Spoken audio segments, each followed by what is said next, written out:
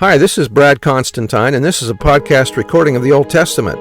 Although this is not an official recording of the Church of Jesus Christ of Latter-day Saints, every effort's been made to be as doctrinally accurate as possible. I'll be using for the text the Joseph Smith translation of the Old Testament, along with many commentaries from general authorities of the Church, BYU professors, Bible scholars, and others. This format will be very detailed, and so if you want a deep analysis of the Old Testament, you come to the right place. Thanks for your attendance. Hi, and welcome back to the Old Testament podcast. This will be for 1 Samuel chapter 18. And it came to pass, when he had made an end of speaking unto Saul, that the soul of Jonathan was knit with the soul of David, and Jonathan loved him as his own soul. This is one of the true love stories in the Old Testament, Saul and David, and it's just a beautiful thing. And Saul took him that day, and would let him go no more home to his father's house. Then Jonathan and David made a covenant because he loved him as his own soul. And Jonathan stripped himself of the robe that was upon him, and gave it to David, and his garments, even to his sword, and to his bow, and to his girdle. Jonathan gives David his throne, gifts as of friendship. And David went out whithersoever Saul sent him, and behaved himself wisely, and Saul set him over the men of war, and he was accepted in the sight of all the people, and also in the sight of Saul's servants. And it came to pass, as they came, when David was returned from the slaughter of the Philistine, that the women came out of all the cities of Israel, singing and dancing to meet King Saul, with tabrets, with joy, and with instruments of music. And the women answered one another as they played, and said, Saul hath slain his thousands, and David his 10,000s. So they're boasting more about David than Saul here, and that's kind of upsetting. Now, the reason that this is a problem for David, in Chronicles it mentions, the word of the Lord came to me, saying, Thou hast shed blood abundantly, and hast made great wars. Thou shalt not build an house unto my name, because thou hast shed much blood upon the earth in my sight. So David, because he killed so many people, was not allowed to build a temple. Verse 8, And Saul was very wroth, and the saying displeased him, and he said, They have ascribed unto David 10,000s, and to me they have ascribed but thousands. And what can he have more but the kingdom? And Saul eyed David from that day forward. So Saul's upset with David and becomes very jealous of him. And it came to pass on the morrow that the evil spirit, which was not of God, came upon Saul, and he prophesied in the midst of the house. And David played with his hand at other times, and there was a javelin in Saul's hand. And Saul cast the javelin, for he said, I will smite David even to the wall with it. And David avoided out of his presence twice. Saul has a javelin in his hand. This was a symbol of royalty, like a scepter. He did not throw the javelin at David at this time, but in chapter 19 he does, and that was by Edersheim.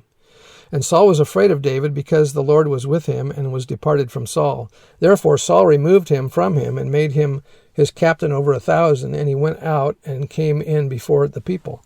And David behaved himself wisely in all his ways, and the Lord was with him. Wherefore, when Saul saw that he behaved himself very wisely, he was afraid of him. But all Israel and Judah loved David, because he went out and came in before them.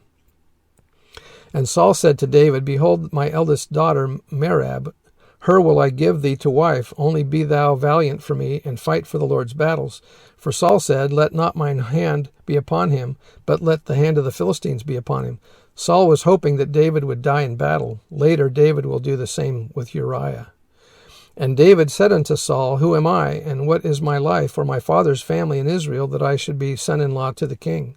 But it came to pass at the time when Merab, Saul's daughter, should have been given to David, that she was given unto Adriel the Meholathite to wife. And Michal, Saul's daughter, loved David, and they told Saul, and the thing pleased him. And Saul said, I will give him her, that she may be a snare to him, and that the hand of the Philistines may be against him. Wherefore Saul said to David, Thou shalt this day be my son-in-law in the one of the twain, by one of my 2 daughters. And Saul commanded his servants, saying, Commune with David secretly, and say, Behold, the king hath delight in thee, and all his servants love thee. Now therefore be the king's son-in-law. And Saul's servants spake these words in the ears of David. And David said, Seemeth it to you a light thing, or insignificant, to be a king's son-in-law, seeing that I am a poor man and lightly esteemed? And the servants of Saul told him, saying, On this manner spake David. And Saul said, Thus shall ye say to David, The king desireth not any dowry, but 100 foreskins of the Philistines, to be avenged of the king's enemies. But Saul thought to make David fall by the hand of the Philistines. And when his servants told David these words, it pleased David well to be the king's son-in-law, and the days were not expired. Wherefore David arose and went, and he and his men, and slew of the Philistines 200 men. And David brought their foreskins, and they gave them in full tally, or full number, to the king, that he might be the king's son-in-law. And Saul gave him Michal, his daughter, to wife. And Saul saw and knew that the Lord was with David, and that Michal, Saul's daughter, loved him. And Saul was yet the more afraid of David, and Saul became David's enemy continually. Then the princes of the Philistines went forth, and it came to pass, after they went forth, that David behaved himself more wisely than all the servants of Saul, so that his name was much set by or adored. No matter what Saul tries to do, David prospers. Now the carrying of the items to the king to count up how many people were killed was a custom among the ancients back in the day, that a lot of times the armies included mercenaries that were fighting for pay, and the way in which they got paid was how many people they killed, and so often they would bring a body part of the person to account for their tally.